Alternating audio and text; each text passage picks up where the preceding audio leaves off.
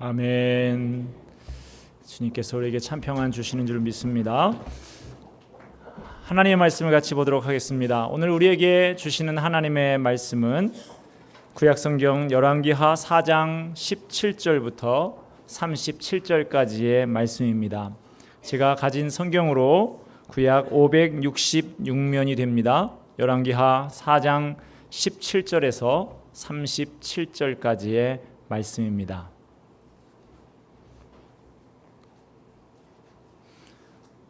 다 찾으신 줄 알고 저와 여러분 한 절씩 교독하도록 하겠습니다. 여인이 과연 잉태하여 한 해가 지나 이때쯤에 엘리사가 여인에게 말한 대로 아들을 낳았더라.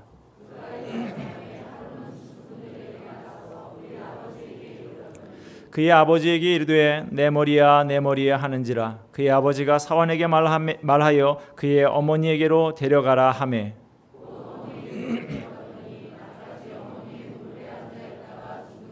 그의 어머니가 올라가서 아들을 하나님의 사람의 침상 위에 두고 문을 닫고 나와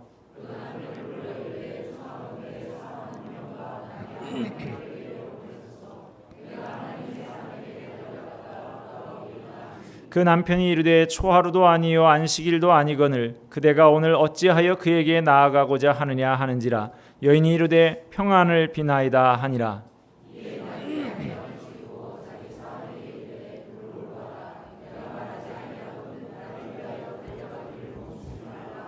드디어 갈멜산으로 가서 하나님의 사람에게로 나아가니라. 하나님의 사람이 멀리서 그를 보고 자기 사환 게하시에게 이르되 저기 수넴 여인이 있도다.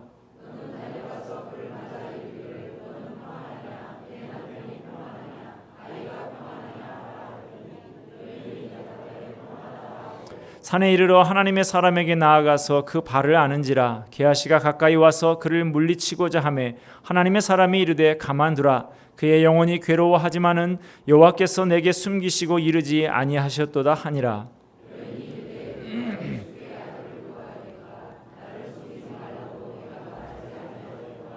엘리사가 게하시에게 이르되 내 허리를 묶고 내 지팡이를 손에 들고 가라. 사람을 만나거든 인사하지 말며 사람이 내게 인사할지라도 대답하지 말고 내 지팡이를 그 아이 얼굴에 놓으라 하는지라.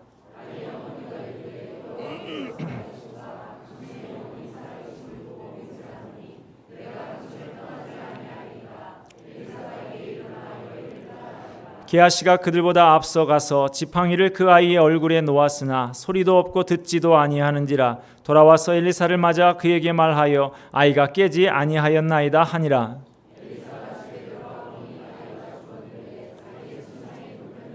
들어가서는 문을 닫으니 두 사람뿐이라. 엘리사가 여호와께 기도하고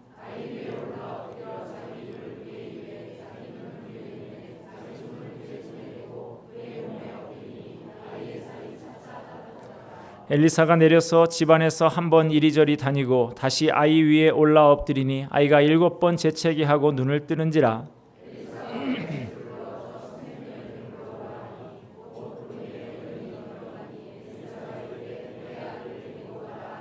같이 봅니다. 여인이 들어가서 엘리사의 발 앞에서 땅에 엎드려 절하고 아들을 안고 나가니라. 아멘.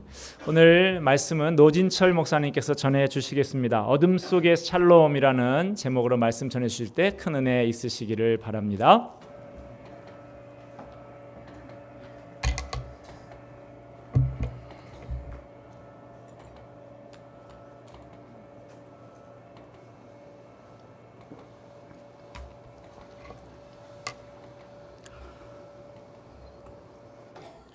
네.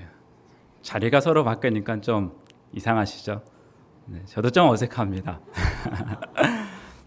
그렇지만 오늘 하나님께 주시는 말씀의 은혜를 함께 우리가 나누고자 합니다.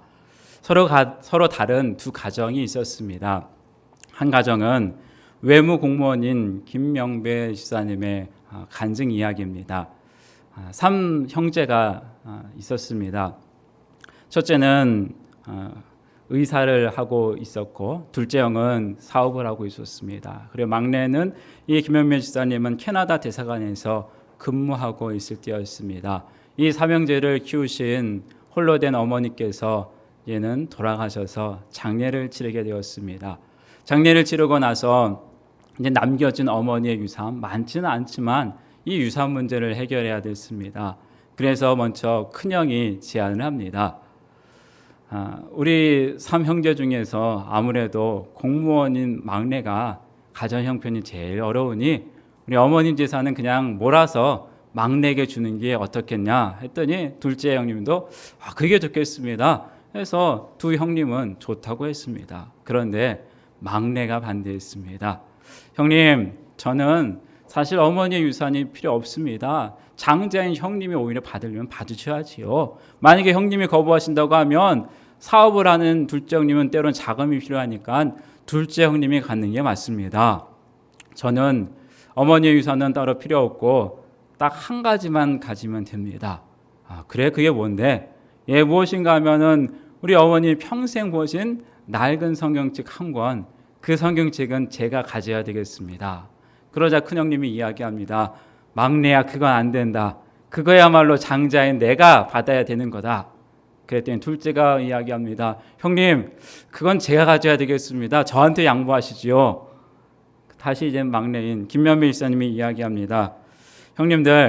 형님들은 그래도 부모님이 묻히신 이 한국 땅에서 살고 있지 않습니까? 저는 평생 외무 공무원으로 여기저기 떠돌아다니는데 제가 가져야 되지 않겠습니까? 그렇게 해서 결국에는 막내의 말을 들어서 막내는 어머님의 성경책을 받고 어머니 남겨준 유산은 어머니와 이 3형제가 자라온 모 교회에 헌금으로 드려져서 장학기금으로 사용되었다고 합니다. 그런가 하면은 옹색한 집에 혼자 사는 한 노인이 있습니다. 이 노인은 지금 매우 우울해져 있습니다. 화가 나 있습니다. 왜냐하면 얼마 전에 큰 아들 내외가 다녀와서 아버님, 지금 아버지께서 살고 계신 이 집 돌아가신 다음에 이렇게 유산으로 남기시지 말고 지금 저한테 명의를 좀 옮겨 주십시오 하고 얼마 전에 다녀가고 났는데 어제는 둘째 아들 내외가 오더니 아버지 노후는 저희가 책임질 테니 그거 그 집 저한테 좀 넘겨주십시오.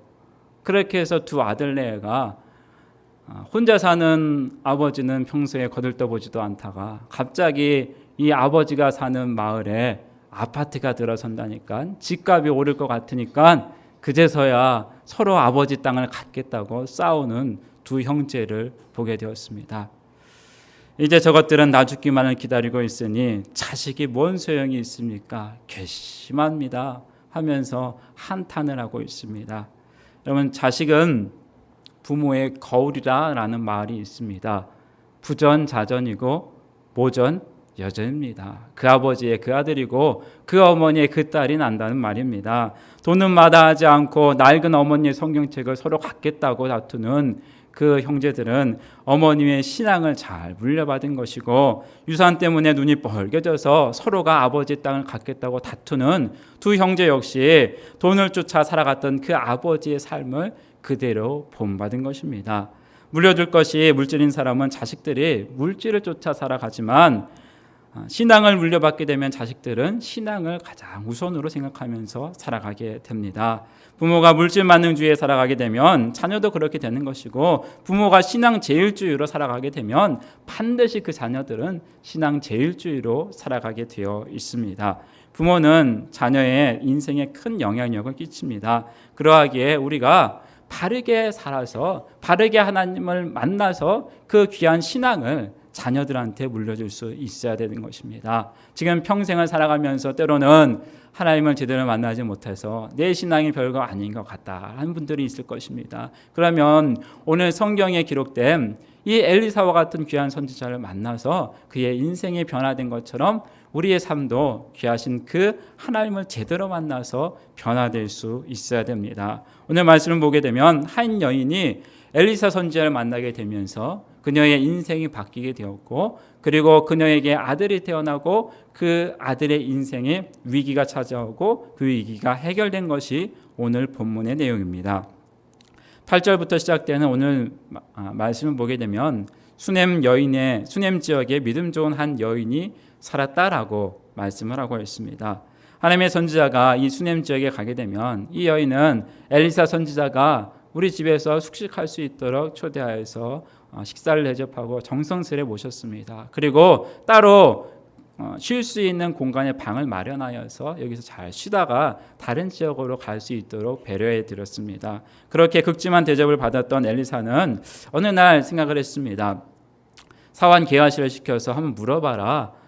내가 왕의 힘이나 군대 장관의 힘을 빌어서 당신에게 뭔가 해줄 수 있는 게 있으면은 말해봐라 하고서는 게하시를 통해서 물어봤더니 이 수넴 여인은 아무런 부탁도 하지 않습니다. 단지 내가 하는 봉사는 하나님이 기뻐하시는 그런 순수한 헌신으로 받아들여지면 저는 감사할 뿐입니다. 그러한 표현으로서 아무런 부탁을 하지 않게 됩니다. 그러다가 보니까 게하시가 그녀의 아픔이 무엇인지 알아보게 되었습니다. 바로 무엇인가 하면 그녀에게는 자녀가 없었다라는 것입니다. 8절 말씀해 보게 되면은 이 여인을 가리켜서 성경에서는 귀한 여인이다라고 표현하고 있습니다. 그런데 그 귀한 여인이 아픔을 가지고 있었던 게 자녀가 없었던 겁니다.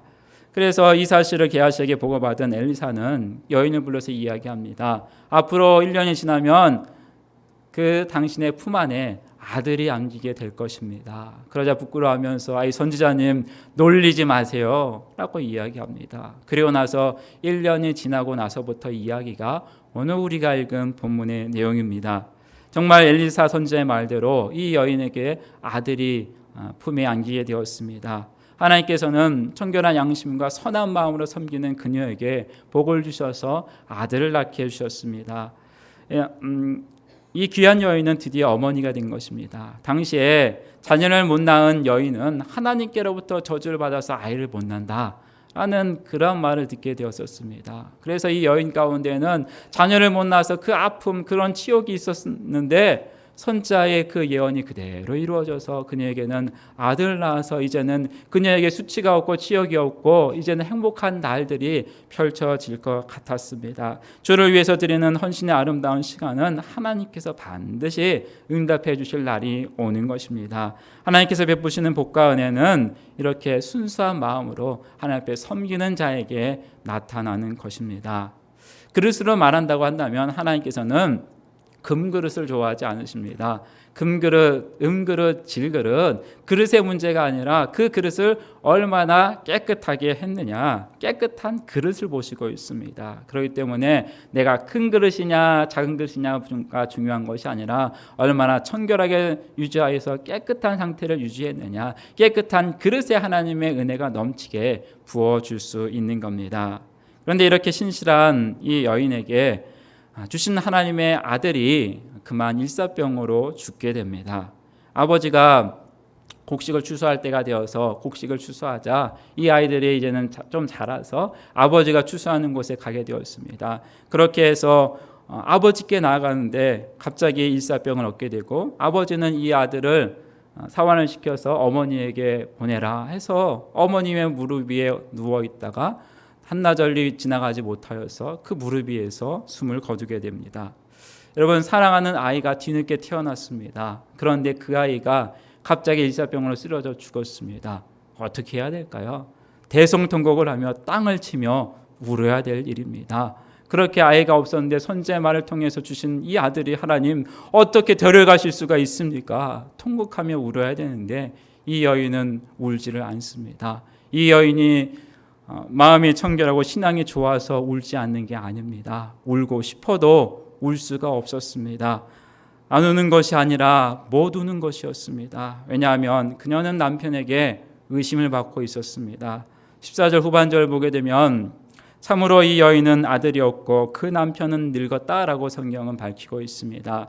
여기서 참으로라는 말은 이 여인이 젊었다는 것을 보여주고 있고 늙었다라는 이 단어에는 이젠 이 남편이 나이가 많아져서 더 이상 아이를 낳기 힘든 나이가 되었다는 것을 보여주고 있습니다. 그런 가운데에서 아들이 생겼습니다.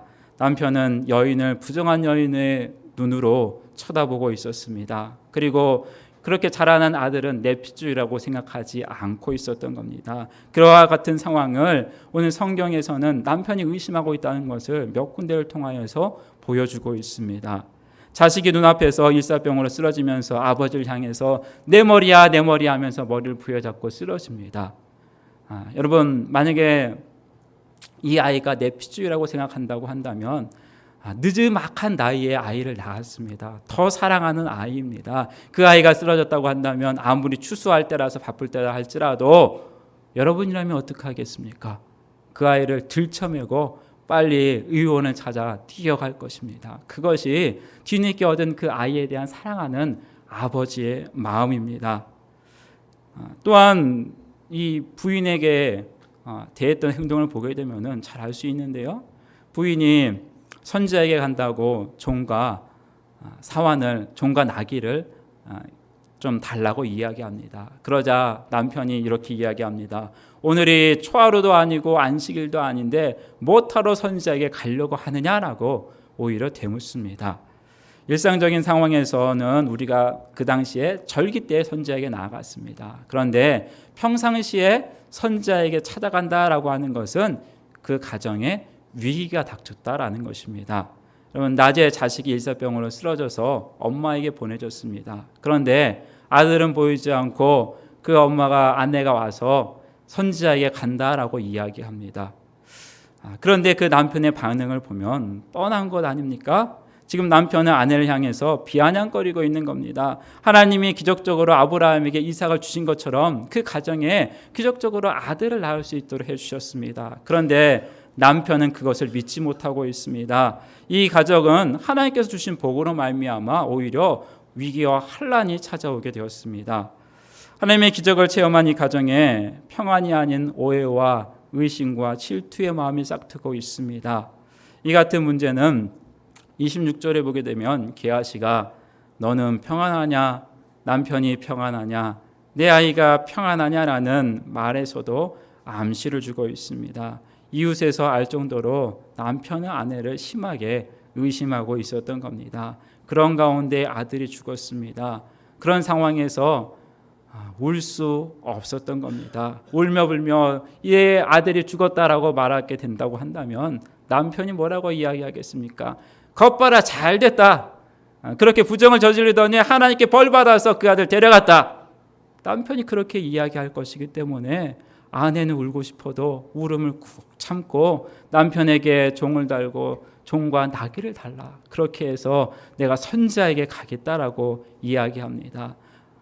남편은 비아냥거리면서 그렇게 아내에게 쏘아붙였고 그 아내는 꾹 참고 사환과 나귀를 데리고 그렇게 선지자에게 달려가게 됩니다. 여러분 세상 모든 사람이 나에게서 돌아서서 내 적이 된다고 할지라도 내 적이 되어서는 안 될 사람이 딱 한 명이 있습니다. 그 사람이 누구일까요? 내 남편과 내 아내가 돼야 되겠지요. 가장 가까운 남편에게 의심을 받는다라고 하는 것, 그것이 가장 큰 고통이고 불행인 겁니다. 그렇기 때문에 우리는 배우자를 잘 만나야 됩니다. 이미 결혼하신 분들은 어쩌겠습니까? 이분들이 하나님 앞에서 잘 살 수 있도록 믿음으로 살아갈 수 있도록 기도해야 되겠지요. 그러나 아직 결혼하지 않은 우리의 자녀들, 우리 애가 겨우 이젠 초등학생이라 할지라도 아직 학교도 안 간 아이라 할지라도 자녀를 위해서 이 배우자를 위한 기도를 부모님이 먼저 해야 되는 것입니다. 그리고 사랑하는 우리 청년들도 내가 결혼할 때는 아직 멀었으니 내가 사람 만나면 기도하겠다는 것이 아니라 미리미리 기도를 해야 그 기도한 대로 하나님께서 만나게 해주시는 것입니다. 그렇게 해야 우리가 귀한 만남을 통해서 이런 어려움을 당하지 않을 수 있는 겁니다. 그런데 오늘 이런 참담한 현실 가운데에서 이 여인이 행동을 보게 되면 참으로 놀라운 행동을 했던 것을 볼 수가 있습니다. 비아냥거리며 선지자에게 가는 이유를 묻는 남편에게 평안합니다. 히브리 말로 샬롬이라고 인사를 하고 있습니다. 현대 히브리어에서는 이 샬롬이라고 하는 것은 단순히 안부를 묻는 인사입니다. 그렇게 해서 그냥 잘 지냈니? 잘 지냈다. 뭐 그런 식의 인사이지만 이 당시에 히브리어 인사에서 샬롬이라고 하는 것은 인간이 누릴 수 있는 평안이 아니라 하나님께서 주신 최고의 평안을 샬롬이다라는 인사로 했습니다. 평상시에는 토보라고 해서 좋다라는 그런 표현으로 인사를 하지만 하나님께 주신 평안을 내가 누리고 있습니다 할 때 샬롬이다라고 이야기하는 것입니다.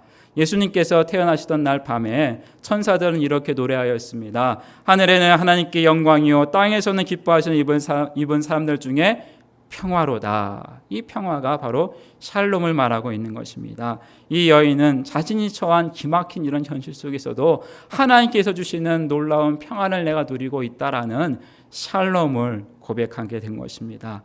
여러분, 만약에 우리가 이런 상황이었다라고 한다면, 본문의 여인이었다라고 한다면은 어떻게 했을까요? 믿음 없는 남편이 나를 부정한 여인으로 취급합니다. 자식은 남의 새끼로 하는 그 남편이 이젠 그 남편의 의심도 받다가 자녀가 죽게 되었습니다. 그러면 이 상황 가운데에서 그래도 하나님께서 내게 평안을 주셨습니다. 샬롬입니다라고 고백할 수 있겠습니까? 오히려 그동안 의심받았던 그 남편에게 감정이 폭발하여서 그래, 네 죽고 나 죽자. 네가 그렇게 의심하니까 하나님께서 데려가셨지. 나 때문에 하나님이 데려가셨냐? 그러면서 아마 다투고 싸우고 머리끄댕이 잡으면서 싸우는 일들이 벌어질지 모릅니다. 그런데 이 여인에게는 하나님이 주신 최고의 평안이 있다라고 이야기하였습니다. 여러분, 이 여인이 지금 그런 평안을 누리고 있는 마음이 아닙니다. 24절을 보십시오. 24절을 보시면 남편과 인사하고 나서 사환에게 정신없이 나귀를 몰게 합니다. 내가 말하기 전까지는 저 갈멜산을 향해서 쉬지 말고 달려가라라고 이야기합니다. 그만큼 마음이 다급해 있는 상황이었습니다. 도저히 샬롬이라고 말할 수 있는 그런 상태가 아니었습니다. 얼마나 급하게 달려갔으면 갈멜산 위에 있는 엘리사가 저 멀리서 먼지를 뿌옇게 내면서 달려오고 있는 그 수냄 여인의 그 나귀를 보게 되었습니다. 그래서 이 엘리사가 사환 게하시를 그녀에게 보내게 됩니다. 마중 나온 게하시에게조차도 이 여인은 샬롬 평안합니다라고 이야기합니다. 하지만 엘리사 선지자를 만나게 되자 그동안에 울지 못했던 감정이 북받쳐 나오면서 선지자의 다리를 붙잡고 흐느껴 펑펑 울고 있습니다. 얼마나 흐느끼며 우는지 사환 게하시가 그녀를 선지자의 다리에서 떼어내려고 그렇게 하자 엘리사가 말립니다. 분명 그녀의 마음속에 괴로움이 있다. 그런데 하나님께서는 내게 알려주지 않았으니 가만 내버려 두라. 울도록 내버려 두라 이야기합니다. 여러분, 이것이 신앙입니다. 믿음으로 최선을 다했는데 현실은 안 나옵니다. 의심을 받고 누군가 죽게 되었습니다. 그런 상황에도 불구하고 내 마음속에는 하나님, 그래도 하나님께 주신 최고의 평안이 있습니다라고 고백하는 것, 그것이 신앙인 것입니다. 신앙은 자기가 사랑한 사람에게 오해를 받았어도 하나님의 샬롬은 고백하는 것입니다. 내가 사랑한 사람이 일사병으로 쓰러졌어도 샬롬이라고 고백하는 것입니다. 내가 사랑하는 사람이 죽었어도 샬롬이라고 고백하는 것입니다. 가슴은 타들어가도 샬롬이라고 고백하는 것입니다. 왜 그럴까요? 하나님은 선하시며 그 인자하심이 영원하시기 때문에 우리가 샬롬이다라고 고백해야 되는 것입니다. 여러분, 형편이 좋아서 노래를 부르는 것이 아닙니다. 죽음과 고난의 위기 상태에서도 하나님의 선하심을 믿고 그것을 노래하게 되면 하나님께서는 그것을 우리의 신앙 고백으로 보시고 그걸 그대로 우리에게 응답해 주시기 때문에 그렇습니다. 성경은 이야기합니다. 신앙은 바라는 것들의 실상이요 보지 못하는 것의 증거니라고 히브리서에서는 말하고 있습니다. 나의 현실과는 전혀 상관이 없습니다. 보이지 않는 것들을 바라보고 하나님을 믿기에 우리가 그 말씀을 믿고 믿음으로 선포하는 것입니다. 그리고 이루어 주신 것을 믿고 행하는 것입니다. 아직 이루어지지 않았어도 그 믿음의 선포를 통하여서 하나님께서는 그 기도가 응답이 될 수 있도록 우리의 상황을 바꿔주십니다. 내 입에서 나오는 말은 여러분 권세 있는 신앙 고백이어야 됩니다. 사람은 그 입술의 열매를 먹고 살게끔 되어 있습니다. 잠언에서는 이야기합니다. 죽고 사는 것이 혀의 권세에 달려 있다라고 말씀하고 있습니다. 여러분, 믿음의 말을 하는 사람은 그 가정에 믿음의 집을 짓게 됩니다. 소망의 말을 하는 사람은 소망의 집을 짓고 사랑의 말을 하는 사람은 사랑의 집을 짓습니다. 긍정적인 말을 하는 사람은 긍정의 집을 짓게 되는 겁니다. 현재 나의 모습은 과거로부터 내가 생각하였고 말하였고 행동하였던 것이 지금 이대로 그대로 나타나 있는 것입니다. 그렇기 때문에 우리가 자녀를 키우면서 너무나 속상하여서 너무나 화가 나서 자녀에게 심한 말을 할지라도 그 자녀가 불행해지는 그런 예언을 해서는 안 되는 것입니다. 그래서 너무나 속상해서 차라리 나가라. 그래 네가 나가서 죽어버려라. 그렇게 심한 말을 하게 되면은 그 아이에게 예언이 되기 때문에 이 아이들이 그 말을 듣고 나가서 죽는 일들이 일어나고 있습니다. 지혜 없는 부모, 훌륭한 인격을 갖지 못한 그 부모 때문에 우리의 아이들이 이 땅에서 죽어가고 있습니다. 병들고 있고 영혼이 병들어가고 있는 것입니다. 영혼의 세계는 여러분 말이 지배를 하고 있습니다. 악한 사탄의 말이 있고 하나님의 말이 있습니다. 더럽고 부정적이고 음란한 말을 하는 사람은 다 사탄의 지배를 받게 됩니다. 그러나 깨끗하고 소망적이고 아름다운 말을 하는 사람은 하나님의 지배를 받게 됩니다. 하나님의 말씀으로 여러분의 심령을 채우십시오. 여러분의 입에서 신앙적인 말만 나올 수 있도록 하시길 바랍니다. 모든 사람이 평안이 없다 이야기합니다. 세상 살기 힘들다 이야기합니다. 이 나라는 도저히 잘 살 수 있는 것이 하나도 없다. 우리는 다 이민 가야 된다. 이 세상은 너무나 힘들다 이야기할지라도 우리 믿는 사람들만큼은 그런 상황이라도 우리에게는 샬롬이 있습니다. 하나님께서 주시는 최고의 평안이 우리 가운데 있다라고 이야기할 수 있어야 되는 것입니다. 오늘 본문을 보게 되면 가슴이 터질 듯한 괴로움에 처했던 이 여인이 샬롬을 고백하게 될 때 또다시 하나님의 기적을 맛보게 됩니다. 이 기적은 단순히 아이가 살아난 것에 그치고 있지 않습니다. 아내와 자식을 부정하게 여기고 있었던 남편이 변화된 것입니다.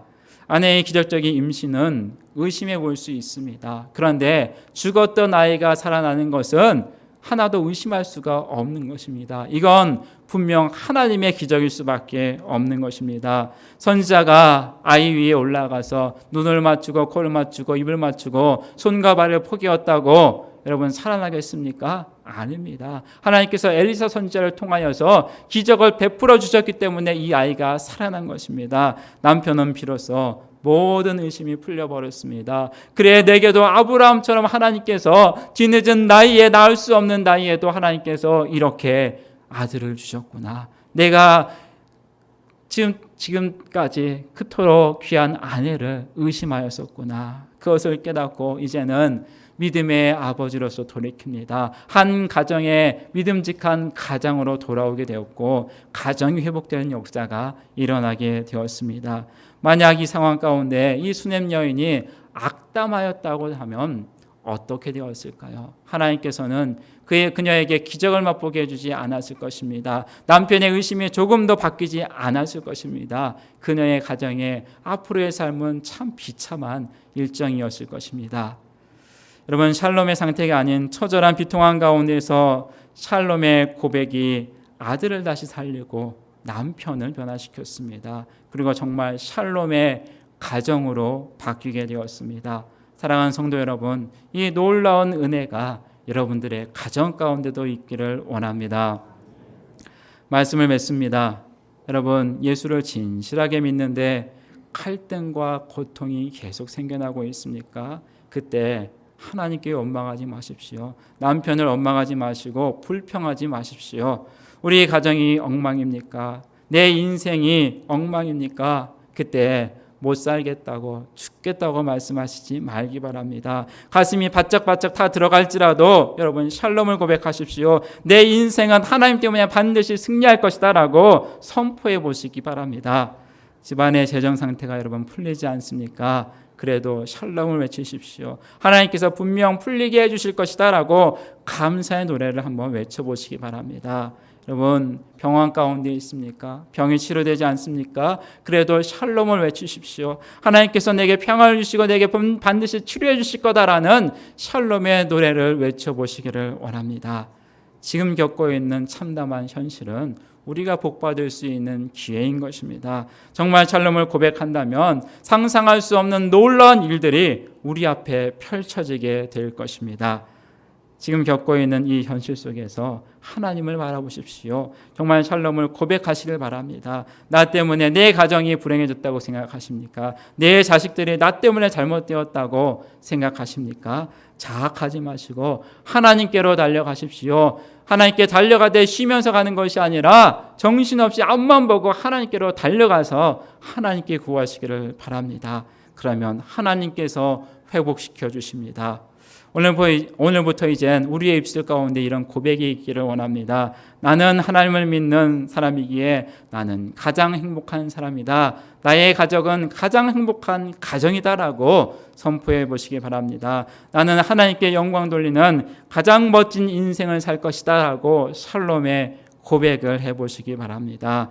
하나님의 은혜와 복은 이런 사람에게 임하는 것입니다. 이 은혜와 복이 샬롬을 고백하는 이 자리에 있는 모든 성도님들에게 임할 수 있기를 예수님의 이름으로 축원드립니다.